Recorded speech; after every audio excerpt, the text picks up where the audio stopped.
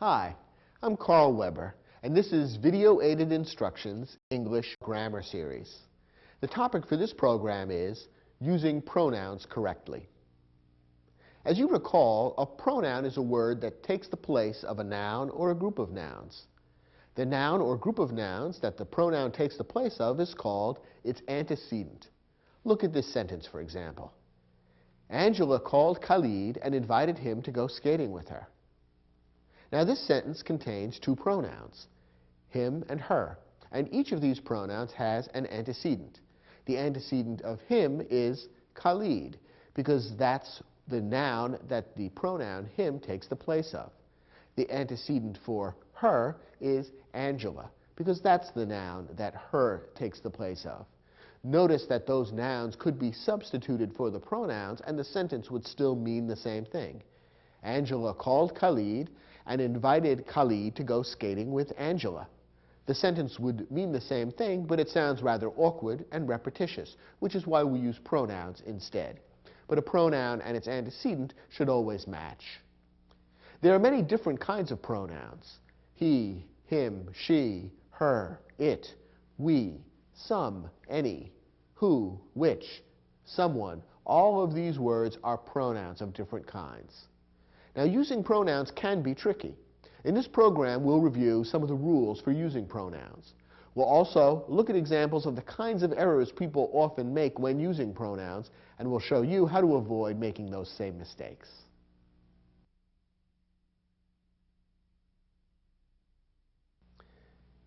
There are many kinds of pronouns.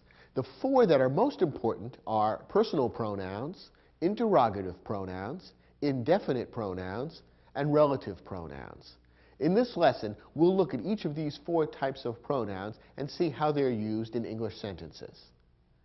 First, personal pronouns. A personal pronoun refers to the person speaking, the person being spoken to, or the person or thing being spoken about. Some of the most common personal pronouns are I, me, you, he, him, she, her, it, we, us, they, and them. Now remember, we said that a personal pronoun may refer to the person speaking. Personal pronouns like I, me, we, and us refer to the person speaking. A personal pronoun may refer to the person being spoken to. There's only one pronoun that plays that role, you. Or a personal pronoun may refer to the person or thing being spoken about.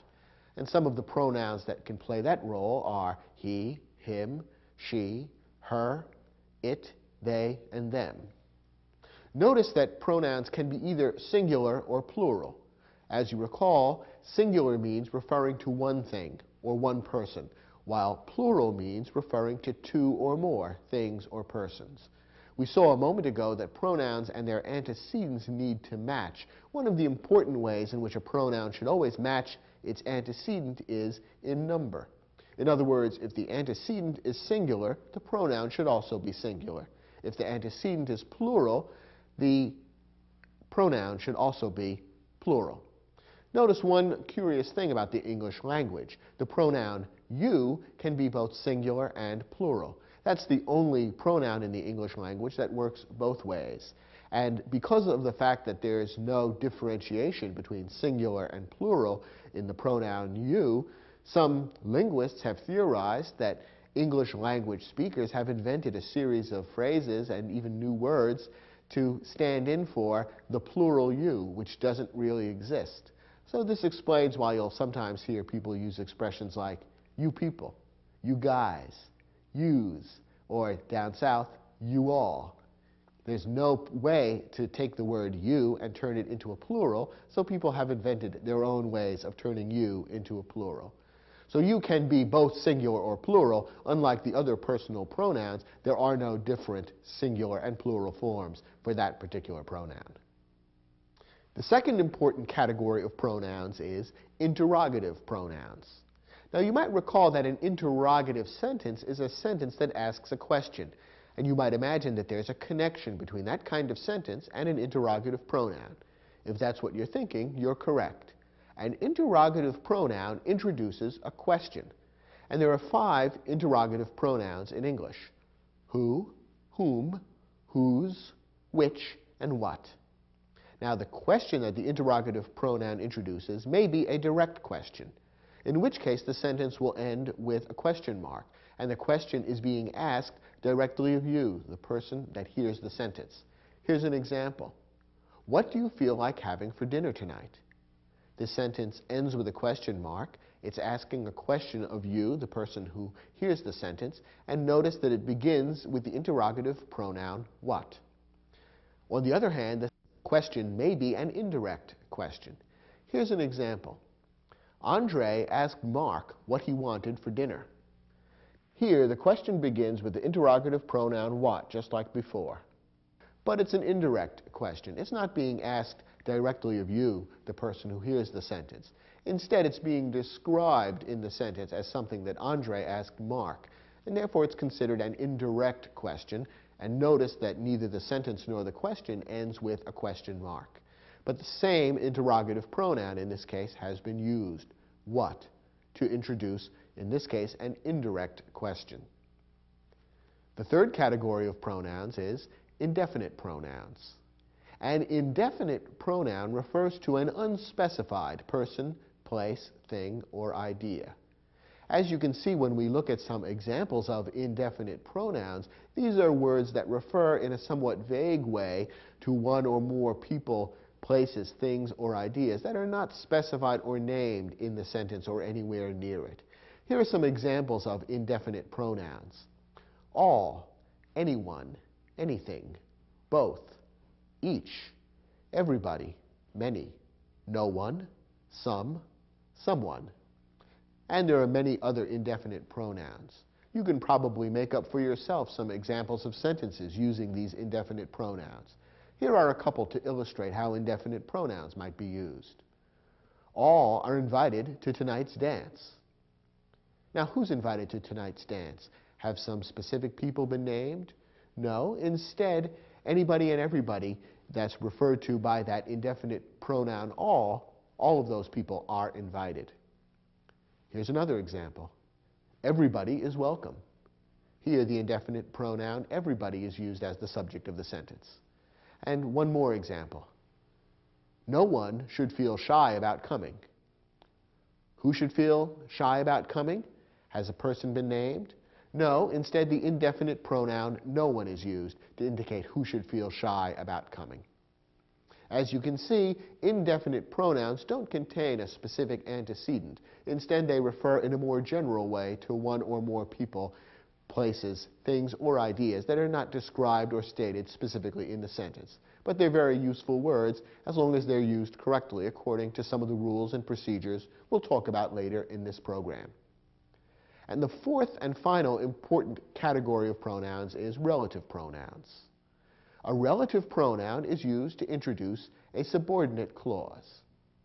Now, you might recall from elsewhere in this series that there are 2 kinds of clauses that you need to be aware of that go to make up any English sentence.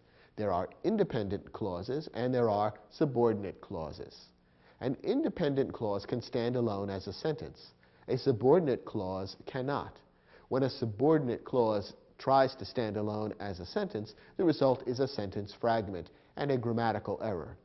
Instead, subordinate clauses are attached to independent clauses, and the resulting combination is a correct English sentence, known as a complex sentence. A relative pronoun is used to introduce a subordinate clause. There are just 5 relative pronouns in English: who, whom, whose, which, and that. You'll notice that some of the pronouns in this list also appeared in the list of interrogative pronouns, and there is some overlap. There are certain pronouns that can be used as either interrogative pronouns or relative pronouns. It all depends on how they're used in the sentence. When these pronouns are used as relative pronouns, what they are doing is introducing subordinate clauses and relating the subordinate clause to something specific in the independent clause. That's why they're called relative pronouns, because they relate the subordinate clause that they introduce to something specific in the independent clause. Let's take a look at a couple of examples. Sean Connery was the first actor who portrayed the secret agent James Bond. Now here we have the relative pronoun who introducing the subordinate clause who portrayed the secret agent James Bond. Perhaps you can tell from the way that subordinate clause sounds that it can't stand alone as a sentence. It exists in the sentence to give more information about what kind of actor Sean Connery was. Sean Connery was the first actor is what the independent clause tells us, and the subordinate clause tells us exactly what kind of actor he was. He was the actor who portrayed the secret agent James Bond. So the entire subordinate clause introduced by the relative pronoun who, it relates back to the noun actor. Therefore, in a sense, the entire subordinate clause acts as a modifier, much like an adjective, giving more information about a specific noun in the independent clause. And that's how the subordinate clauses introduced by relative pronouns work. They work as modifiers, giving more information about a noun that appears in the independent clause. Here's another example. Dr. No was the movie that launched the James Bond film series. In this sentence, we have an independent clause, Dr. No was the movie, followed by the subordinate clause that launched the James Bond film series. The subordinate clause is introduced by the relative pronoun that, and the entire clause serves to modify or give more information about the noun movie. Dr. No was the movie. What kind of movie? The movie that launched the James Bond film series. So once again, we have a subordinate clause which is related to a specific noun that appears in the independent clause. The entire clause is a kind of a modifier, giving more information about that noun. So when you have a relative pronoun in a sentence, it is introducing a subordinate clause which acts as a modifier, giving more information about a noun that appears in the independent clause. So we've seen then that there are four kinds of pronouns that are commonly used in English sentences: personal pronouns, interrogative pronouns, indefinite pronouns, and relative pronouns. In the remainder of this program, we'll talk about some of the basic rules for using these kinds of pronouns correctly in English sentences. First, turn to your study guide. We've provided there an exercise that will enable you to test and practice your understanding of these four different categories of pronouns. Try your hand at the questions, and when you're finished, come back and we'll look at the questions together.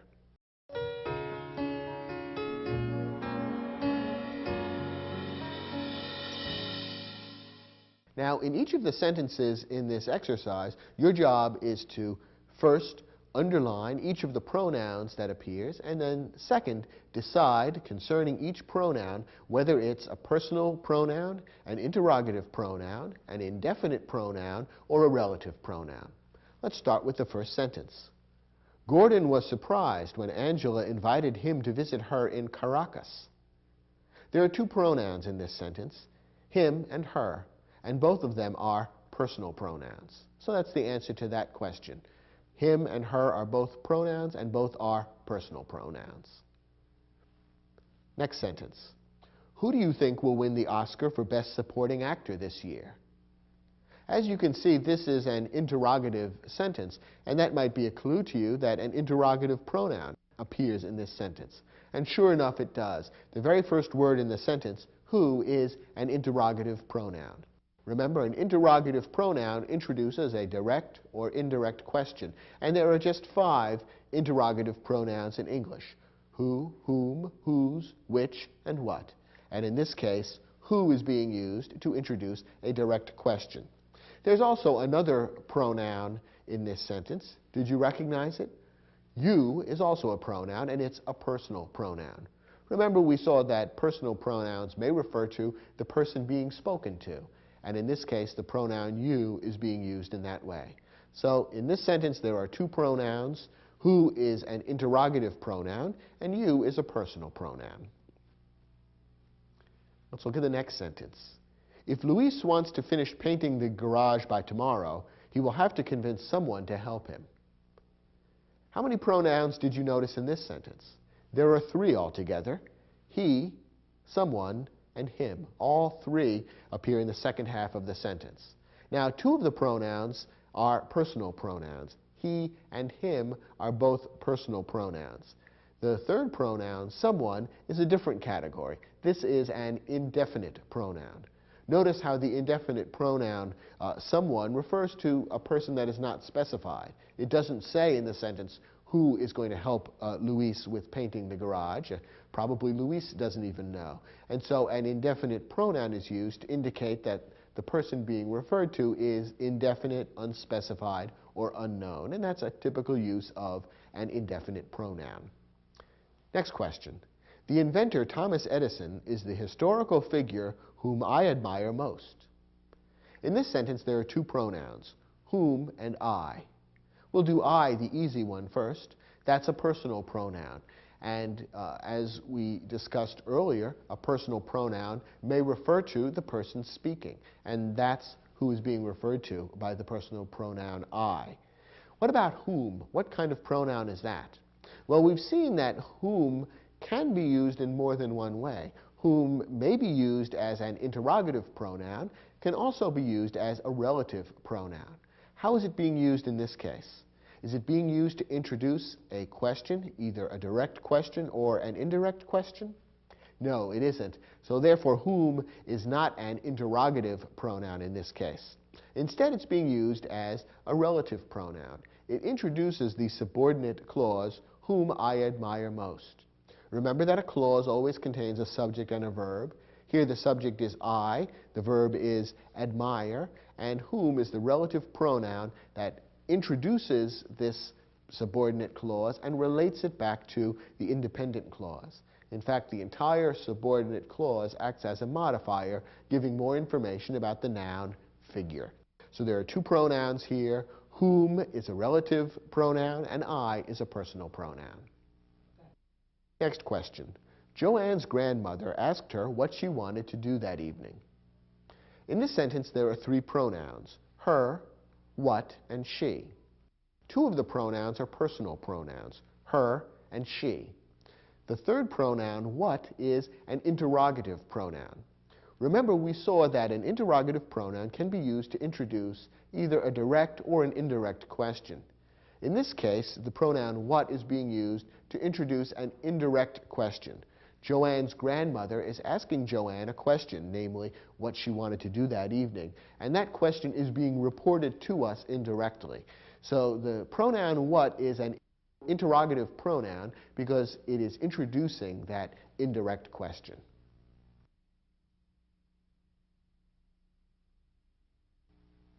In this lesson, we're going to talk about one of the more tricky aspects of using pronouns correctly, namely pronoun case. Personal pronouns always take one of three different cases. Each case reflects a different way that the pronoun can be used in a sentence. And as we'll see, depending on which case is correct in a particular sentence, the actual form of the pronoun may change. The three cases are the subjective case, the objective case, and the possessive case. Let's take a moment to look at each of these cases and explain exactly how and when they should be used in an English sentence. First, the subjective case. The subjective case is used when the pronoun is a subject or a subject complement. As you recall, the most important word in any sentence is the verb. Now, the subject of the verb is the person, place, thing, or idea that does the action of the verb. Now, when a pronoun is the subject of the verb, it should always be in the subjective case. A pronoun should also be in the subjective case when it serves as a subject complement. Now, you might recall that there are two main types of verbs, verbs of action and verbs of being. When a verb of being appears in a sentence, it is sometimes followed by a subject complement.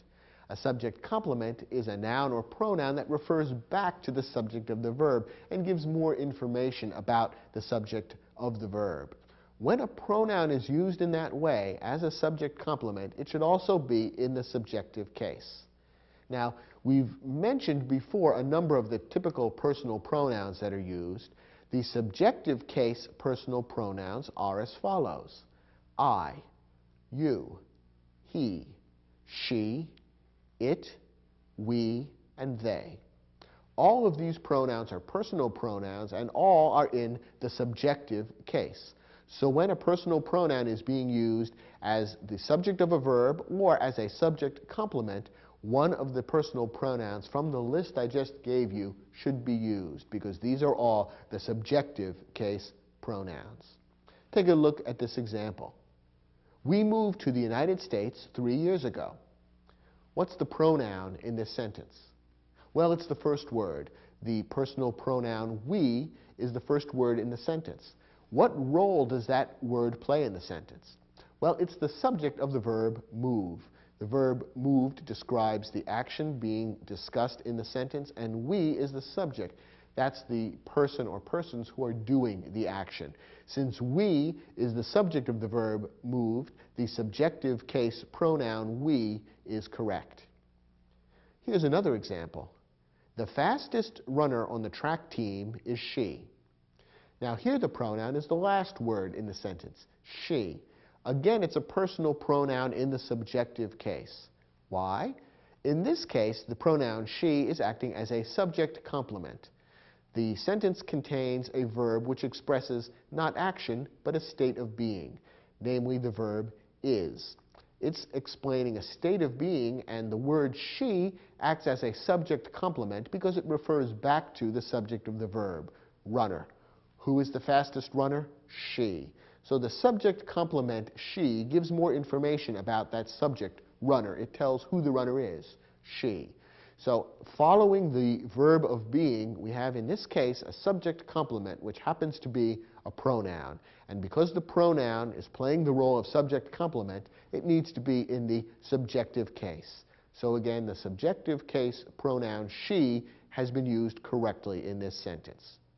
You might have sensed that this second sentence example that we just gave about the fastest runner sounds a little unusual, and sentences like this, using a pronoun as a subject complement, are fairly rare in English. Nonetheless, they do appear occasionally, and so it's good to know that rule, that a pronoun used as a subject complement should be in the subjective case.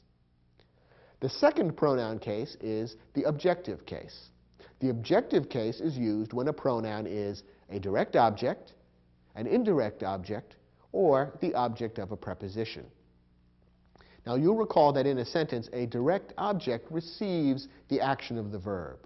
Not all verbs have direct objects. Only certain types of verbs, known as transitive verbs, may have direct objects. In a sentence where there's a transitive verb, the action flows from the subject through the verb to the direct object, which receives the action of the verb. In those sentences, if a pronoun happens to be the direct object of the verb, it should be in the objective case. Similarly, an indirect object that happens to be a pronoun should also be in the objective case. You'll recall that an indirect object tells who or what the action of the verb is being done to or for. It doesn't receive the action of the verb directly, as the direct object does. It receives it indirectly. Once again, not all sentences contain indirect objects. When an indirect object appears, it will appear between the verb and the direct object. And if the indirect object happens to be a pronoun, then it should be in the objective case. Finally, if a pronoun is being used as the object of a preposition, then it should also be in the objective case.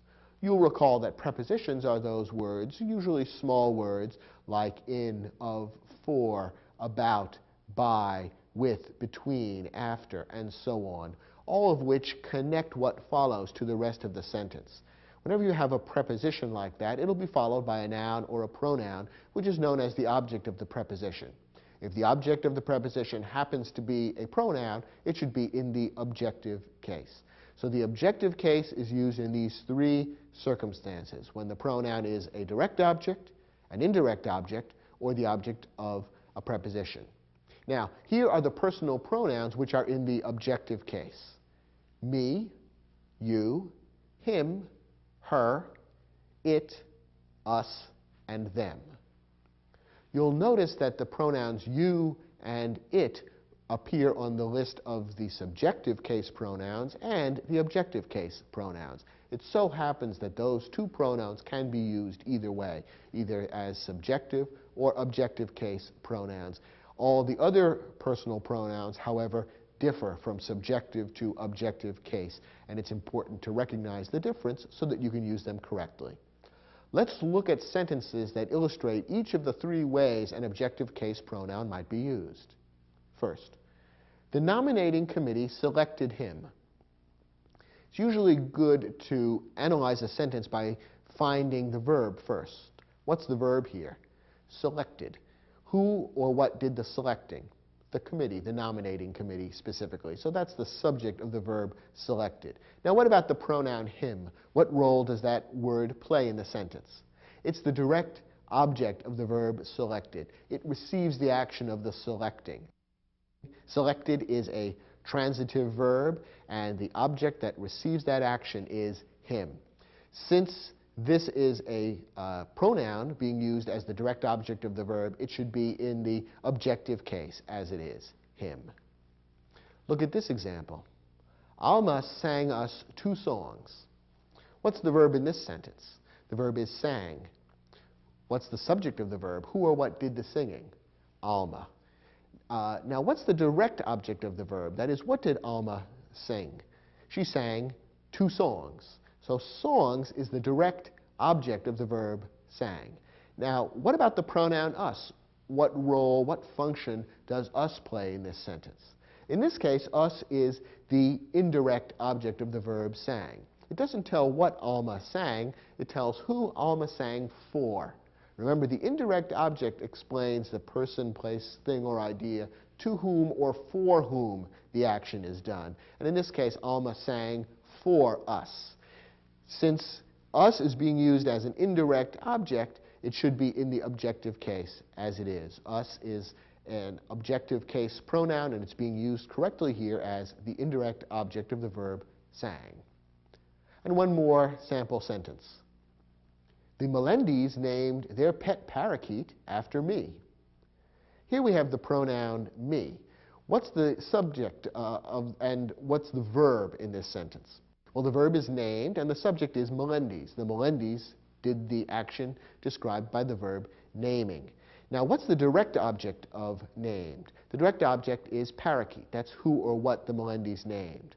What's the role of the pronoun me? How does that fit into the sentence? In this case, the pronoun me is the object of the preposition after. We have a prepositional phrase in this sentence, after me. After is the preposition. Me is the object of the preposition. And because the pronoun is being used as the object of a preposition, it should be in the objective case as it is. So these 3 sentences illustrate the 3 different ways that an objective case pronoun ought to be used: as the direct object of the verb, the indirect object of the verb, or the object of a preposition. The third and final pronoun case to be aware of is the possessive case. The possessive case is used when a pronoun shows possession or ownership. And there are 2 different ways that possessive case pronouns can be used. First, here's the list of possessive case pronouns that you need to be aware of. My, mine, your, yours, his, her, hers, its, our, ours, their, and theirs. Notice, by the way, in looking at the words on this list, although a number of them end in the letter S, none of them ever contain an apostrophe. Many students make a mistake of putting an apostrophe before the S when using some of these possessive pronouns. For example, many students put an apostrophe S into the word its. They're confusing it with the contraction its, which means it is. When you use its to mean it is, then it's correct to put in an apostrophe S. But when its is being used as a possessive pronoun, no apostrophe should be used. I mentioned that there are 2 ways that possessive case pronouns can be used. Here are the 2 ways. The first way is to use the possessive case pronoun like an adjective to modify a noun. When this is being done, the possessive case pronoun comes before the noun and acts very much as an adjective. The possessive pronouns which are used in this way as adjectives are my, your, his, her, its, our, and their. Here's a sentence that illustrates this use of a possessive case pronoun. Dr. Chen took his car to the garage for a tune-up. Here we have the possessive pronoun his, and it comes just before the noun car. So it explains exactly whose car was being taken to the garage. In other words, it shows possession or ownership of the car by Dr. Chen. His is a pronoun that refers back to Dr. Chen, and it's a possessive pronoun because it shows Dr. Chen's possession or ownership of the car. And in this case, his is being used very much as an adjective. It gives a little more information about the car. What kind of car? Whose car? It was his car, Dr. Chen's car. So his, in this case, is a possessive pronoun being used as an adjective to modify the noun car. Now, by contrast, some possessive pronouns stand alone and do not modify nouns. For this purpose, the possessive pronouns which can work in this way are as follows: mine, yours, his, hers, ours, and theirs. Here's an example. The mechanic asked Dr. Chen if the violin in the back seat was his. Now here we see the possessive pronoun his being used, but notice that it isn't followed by a noun. In some cases, possessive pronouns act as adjectives modifying nouns. In other cases, they stand alone. They don't modify nouns, but instead almost act like nouns themselves. That's what's happening in this sentence. The pronoun his refers back to Dr. Chen. In effect, it means Dr. Chen's or Dr. Chen's violin, but it doesn't precede a noun. Instead, it stands alone. And that illustrates the other way in which possessive case pronouns can be used. So, once again, these are the three cases for all pronouns: subjective case, objective case, and possessive case. It's important to recognize the difference among the three and to know when to use each of these cases depending on how the pronoun is being used in the particular sentence. In your study guide, we've provided an exercise which will enable you to test your understanding of this concept of pronoun case. Try your hand at the questions, and then let's look at the answers together.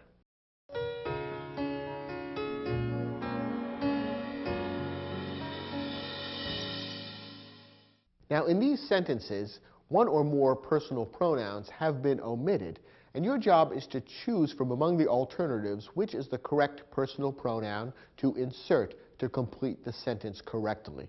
Of course, in order to answer that, you'll need to understand how the pronoun is being used in the sentence, whether it's being used in a way that calls for a subjective case pronoun, an objective case pronoun, or a possessive case pronoun. Let's take a look at the first example. When Audrey's car broke down, Carlos lent her or she another. Now, the personal pronoun in this case is being used in what fashion? What role is it playing in the sentence? Is it the subject of the verb, for example? No, Carlos is the subject of the verb lent. Instead, the personal pronoun that's missing here is an indirect object. Carlos lent what? He lent another, meaning another car. So another is the direct object of the verb lent. The pronoun that would come in between the verb and the direct object would be serving as an indirect object. It would tell to whom Carlos lent another, meaning another car. And remember that a word that's inserted in that place in the sentence and tells to whom or for whom the action of the verb is being done would be an indirect object. Well, a pronoun that's being used as an indirect object should be in the objective case.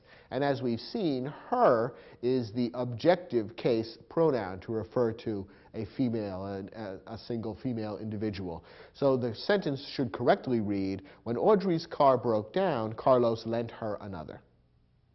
Here's our second sentence. A group tour is not a good vacation choice for us or we, because us or we prefer traveling independently. Here we have two missing pronouns, and in both cases we have the same two pronouns to choose from, us or we. Well, the correct pronoun in each of these instances will be different, because the purpose to which the pronoun is being put is different in each case. The first pronoun is the object of a preposition. The preposition is for. We have a little prepositional phrase beginning with for and followed by the pronoun. And remember that a pronoun which is the object of a preposition should be in the objective case. Which pronoun is in the objective case, us or we? The answer is us. So the first choice for this sentence should be us. Now the second pronoun is being used as the subject of a verb, the verb prefer. The second clause here tells what we prefer doing, and since we is the subject, it needs to be in the subjective case, and we would be correct. So the sentence should read, a group tour is not a good vacation choice for us because we prefer traveling independently. Next sentence, is this bicycle you or yours? Well, what kind of pronoun is missing here? Is it a subjective case pronoun, an objective case pronoun, or a possessive case pronoun? Well, what's missing in this sentence is a possessive case pronoun. We need a pronoun that will refer back to or explain who or what owns the bicycle, because that's what the sentence is getting at. The antecedent would be you, the person hearing the sentence, because that's who is referred to by either you or yours. Since we need a possessive case pronoun, yours would be correct. We saw earlier that the pronoun you can be used either as a subjective or objective case pronoun, but yours needs to be used in this context because we need a possessive case pronoun. So the sentence should read, is this bicycle yours? Next example. By a unanimous vote, the judges decided that the best debater on the team was he or him. Well, remember that one of the ways that a subjective case pronoun is used is when the pronoun is being used as a subject complement. In other words, after a verb of being, a noun or pronoun which follows the verb of being and refers back to the subject of the verb would be a subject complement. And in this case, the pronoun he or him is being used in just that way. We have the verb of being, was, and what follows it refers back to debater. It explains more or gives more information about who the best debater was. It was he. Since it's being used as a subject complement, the pronoun should be in the subjective case, and therefore he is correct rather than him, which would be in the objective case. Last sentence. Mr. and Mrs. Nkrumah have invited I or me to stay for 2 weeks in their or theirs home in Kenya. Here we have two pronouns to fill in. The first pronoun should be in the objective case because it is being used as the direct object of the verb invited or have invited. The subject of that verb is Mr. and Mrs. Nkrumah. Have invited is the action, and receiving the action of that verb is me, the direct object. We want the objective case, and therefore the objective case me is correct rather than the subjective case I. What about the second pronoun? To stay for 2 weeks in their or theirs home in Kenya. Well, both their and theirs are possessive case pronouns, and we can see from the context here that a possessive case pronoun is what is wanted. We want the possessive case pronoun which can work as an adjective modifying the noun home, because we see the noun home follows the pronoun, and therefore we want the pronoun to describe or define the ownership or possession of that noun. And the correct pronoun to serve as an adjective in the possessive case would be their, without the letter S at the end. So the correct sentence would finally read, Mr. and Mrs. Nkrumah have invited me to stay for 2 weeks in their home in Kenya. Theirs would be a correct choice if we were choosing a possessive pronoun to stand alone without having a noun following it. That's not the case here, which is why we want to use their rather than theirs.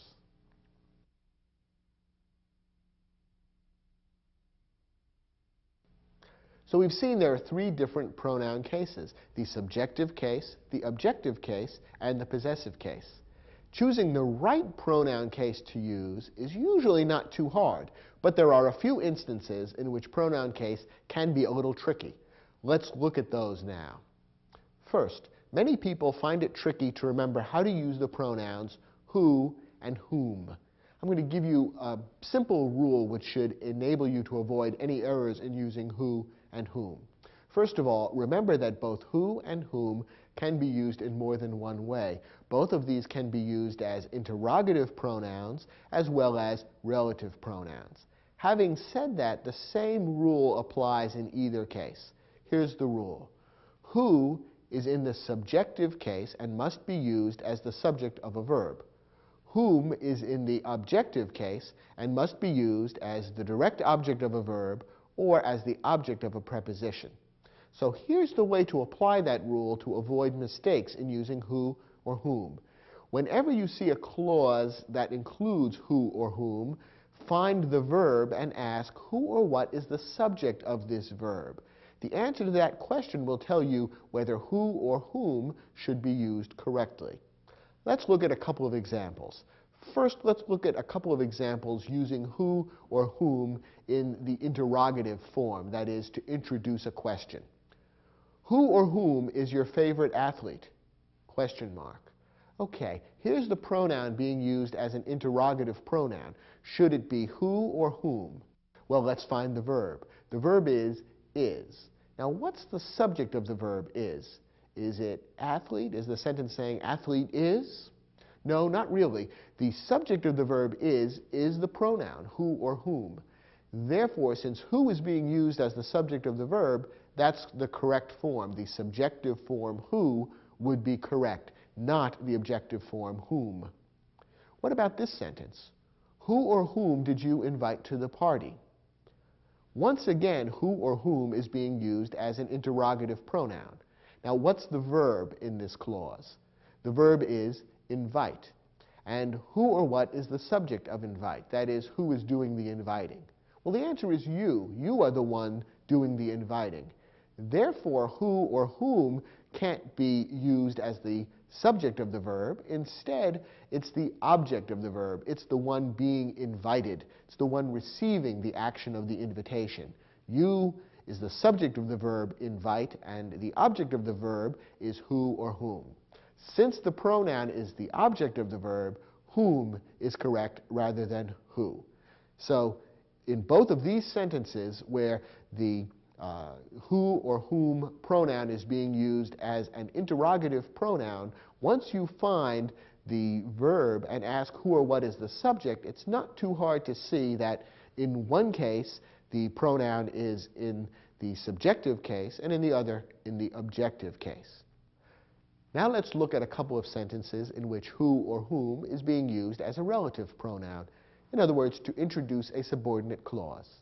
Here's the first one. She is the one who or whom painted that picture. Now here, who or whom is being used as a relative pronoun to introduce the subordinate clause, who or whom painted that picture. In order to determine which pronoun is correct, again, look for the verb and then ask who or what is the subject of that verb. Now the verb in the subordinate clause is painted. Who or what did the painting? Well, who or whom would be the subject of the verb painted. That's the one that's doing the painting. Since the pronoun is being used as the subject of the verb painted, it should be in the subjective case, who. So who would be correct. She is the one who painted that picture. Here's a different example. She is the one who or whom I love. Once again, who or whom is being used as a relative pronoun to introduce a subordinate clause, who I love or whom I love. Now, which is correct? Is it who or whom? Well, let's look at the subordinate clause, find the verb, and then ask who or what is the subject of that verb. The verb is love. Who or what is doing the loving? I am. I am the subject. So who or whom is not the subject of the verb. Instead, it's the object of the verb. Who or whom is the one that I love. Who or whom, then, is receiving the action of the verb and therefore should be in the objective case. So whom would be correct in this sentence. She is the one whom I love. So when who or whom appears in a sentence, whether it's an interrogative pronoun or a relative pronoun, just look at the clause in which who or whom appears, find the verb, and then ask who or what is the subject of the verb. If the subject is who or whom, use who. If the subject is not who or whom, use whom. That's the rule. A second situation in which choosing the correct pronoun case can be tricky involves elliptical clauses beginning with than or as. Okay, what does all this mean? Well, an elliptical clause is a clause from which a few words have been omitted, since the clause is understandable without those words. Now, when a pronoun is used in this kind of clause, what you need to do is complete the clause. That is, fill in the entire meaning of the clause. Add back in the words that have been omitted. Usually when you do this, you can then tell whether the pronoun is the subject of a verb or the object of a verb. If it's the subject of the verb, then of course it should be in the subjective case. If it's the object of the verb, it should be in the objective case. But in order to determine this, you need to add back in the words that have been omitted from the elliptical clause. Okay, are you confused? Let's look at some examples, and this will help make it a little bit clearer. Eduardo is a better dancer than I or me.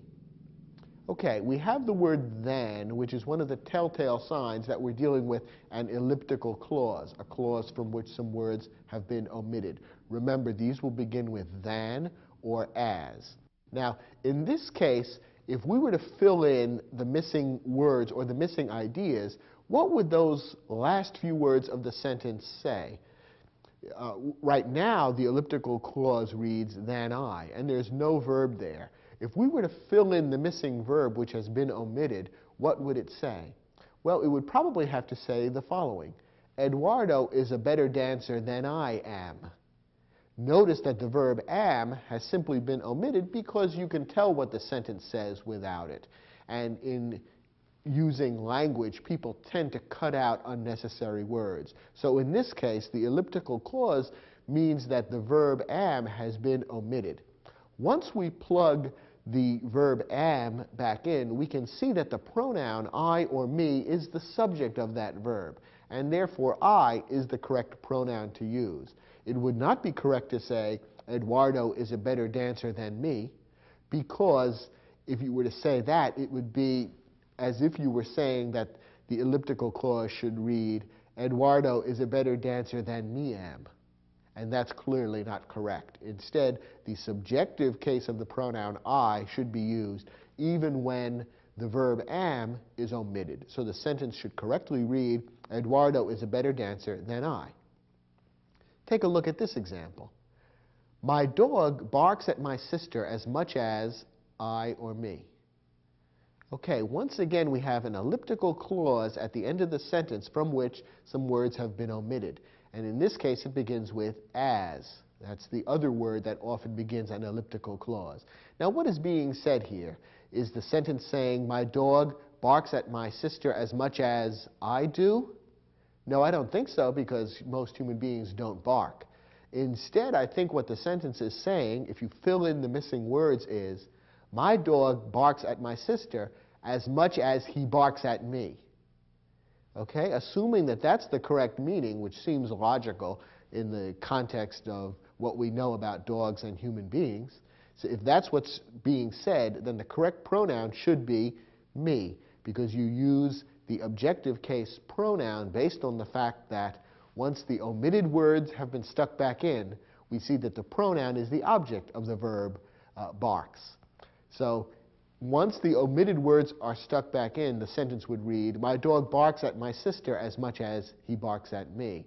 Therefore, once we omit the words again and turn it back into an elliptical clause, me should be used. My dog barks at my sister as much as me. One more example. Elaine danced with him more than I or me. Here, the sentence is somewhat ambiguous. Probably me is the correct choice if we assume, for example, that a man is speaking and that men and women tend to dance together. Because under that interpretation, the sentence would mean, Elaine danced with him more than she danced with me. And since me, the object form of the pronoun, would be correct, then me would be correct once those words have been omitted. On the other hand, for example, if a woman were speaking, or for that matter, if a man were speaking and men could dance with one another, then it might be possible that the sentence is trying to say, Elaine danced with him more than I did, in which case the pronoun I would be correct. So you see, in this particular sentence, choosing the correct pronoun, I or me, makes a difference as to what the sentence says.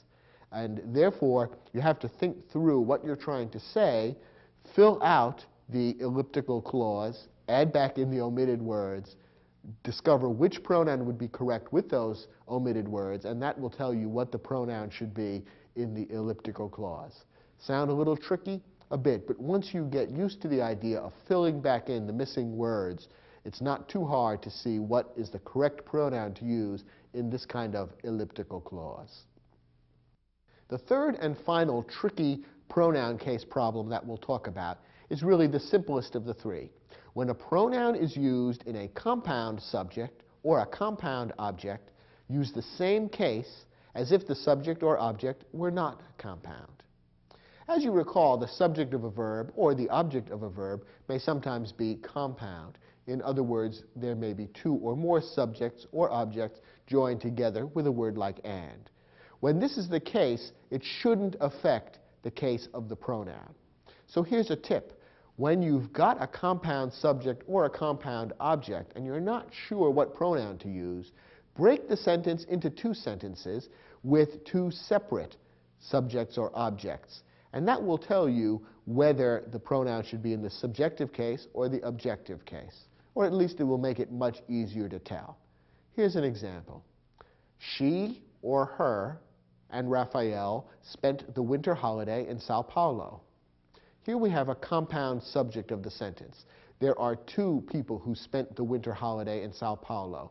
She or her is one of the subjects. Raphael is the other. Since we have a compound subject, the pronoun should be in the subjective case. Therefore, she would be correct. However, if this isn't obvious, break it into two sentences and then it becomes obvious. One sentence would be, Raphael spent the winter holiday in Sao Paulo. The other would be, she spent the winter holiday in Sao Paulo. Once you separate out the two subjects, then it becomes very obvious that the subjective case is correct and she would be used rather than her. One more example. Raphael's father threw a party for Lana and he or him. Once again, if you're not sure which is correct, break the sentence into two, and then it'll be fairly obvious whether we're dealing with a subject or an object. Raphael's father threw a party for Lana. Raphael's father threw a party for him. This is the object of the preposition for. It is a compound object, Lana and him. When you break it into two, and it becomes clear that him is the object of the preposition and therefore should be in the objective case. Him is correct rather than he. So whenever you have a pronoun that is linked to another word in a sentence and you're not sure whether there should be a subjective case pronoun or an objective case pronoun, break the sentence into two sentences and then see what the pronoun ought to be. And it would be the same once the sentence is compounded back again. Try your hand at the exercise in the study guide, which gives you a chance to test your understanding of these rules related to tricky instances of pronoun case agreement. After you've tried the exercise, come back and we'll look at those sentences together.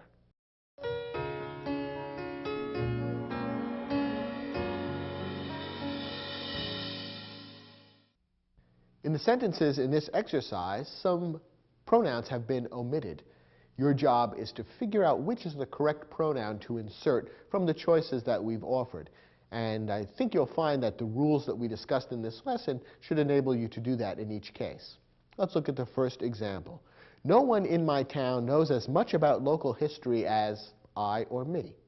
Here we have an elliptical clause beginning with as at the end of the sentence.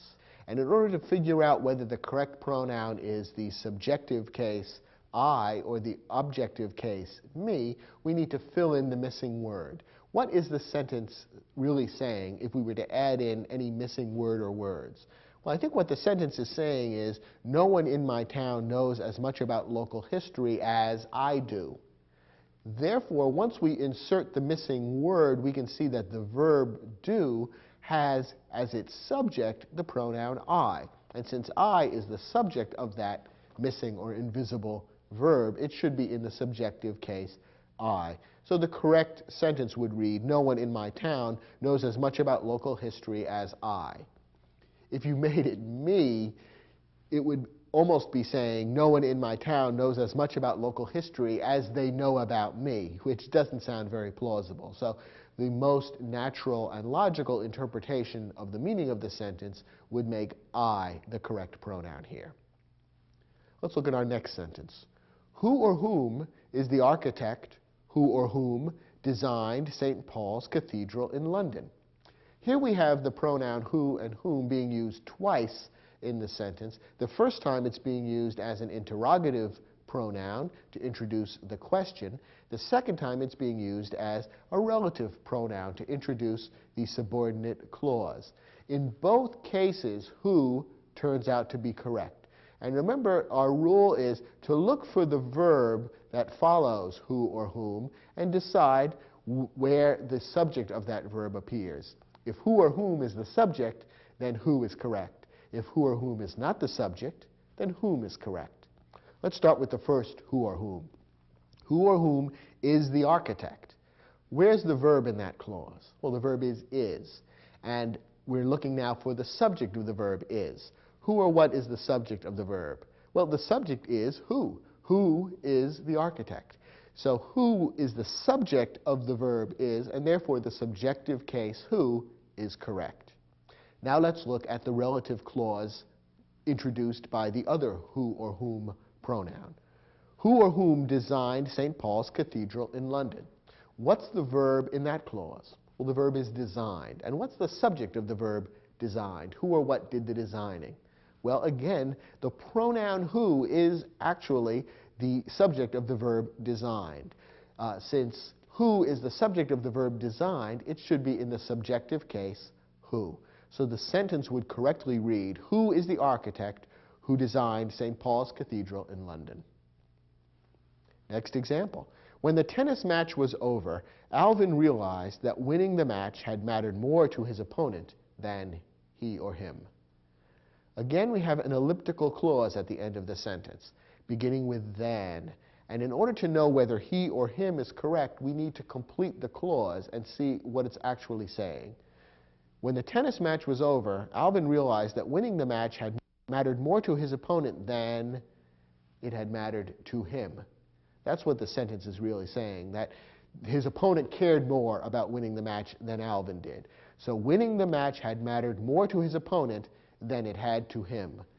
Once we fill in the blanks and complete the meaning of the clause, we can see that the pronoun him is actually the object of the preposition. It's not the subject of the verb. Since it's the object of a preposition to him, then the objective case him would be correct.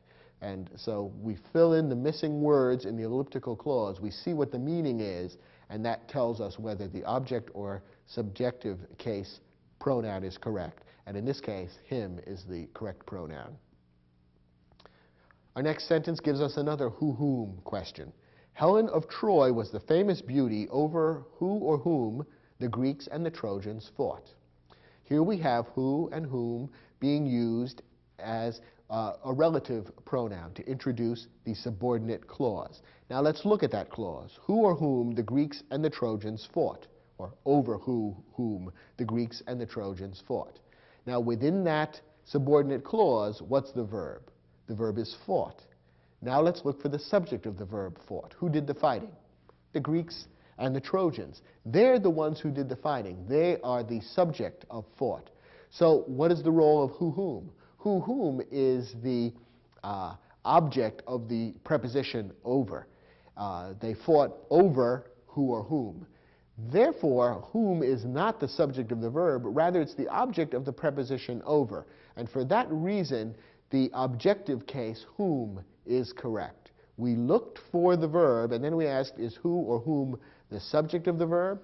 And the answer is no. The Greeks and the Trojans are the subject of the verb. Since who or whom is not the subject of the verb, instead it's the object of the preposition, and therefore whom is correct. So this sentence should read, Helen of Troy was the famous beauty over whom the Greeks and the Trojans fought. One more sentence. The two couples whom will be sharing the bungalow by the lake are the Savios and us or we. Once again, we have who or whom to contend with, and once again, who or whom is playing the role of a relative clause. Let's look at the clause. Who or whom will be sharing the bungalow by the lake? Now, we're looking for the verb in that clause. What's the verb? Well, the verb is will be sharing. Now, what's the subject of the verb will be sharing? Who or what is doing the sharing? Well, the answer is who. The pronoun who is the subject of the verb will be sharing, and therefore the subjective case who is correct. So the two couples who will be sharing the bungalow would be correct. Now, what about the pronoun at the very end of the sentence, us versus we? Well, the two couples are the Savios and us or we. Well, we have a compound situation here. It's the Savios and us or we, which may complicate this a bit. But remember, what we really need to figure out is whether this is a subject or an object. Now, remember that when you have a verb of being, what follows may be a subject complement. And that's what we have in this case. The verb of being is the verb are. And the sentence as a whole is saying that the two couples, blah, blah, blah, are the Savios and us or we. So the two couples, that's the subject of the independent clause. Are is the verb, and the Savios and us or we is the subject complement. That is, giving further information about the two couples who are mentioned way back at the beginning of the sentence. Since the Savios and us or we is the subject complement, we need to use the subjective case of the pronoun, just as we would if it weren't compound. In other words, if the Savios were out of the picture and if we were the only ones in the cabin or in the bungalow, we would treat this as a subject complement and therefore use the subjective case pronoun. So we, the subjective case, is correct. And the complete sentence should read, the two couples who will be sharing the bungalow by the lake are the Savios and we. That last pronoun is a little tricky because it's a compound situation, but again, just pretend it isn't a compound situation. Eliminate the other object, and you can clearly see that in this case it's a subject complement, and therefore the subjective case we is correct.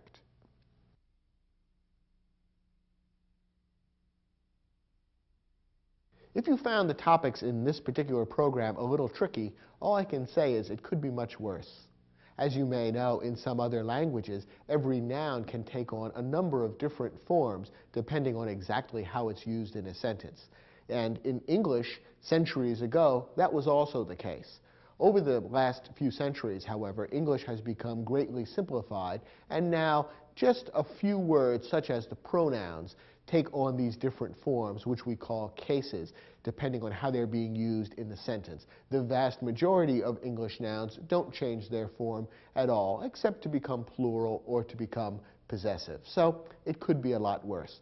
Please remember that next time you find yourself tripped up by something like an elliptical clause or the who-whom question. And remember that English, after all, isn't the most complicated subject in the world, even though at times it may feel that way.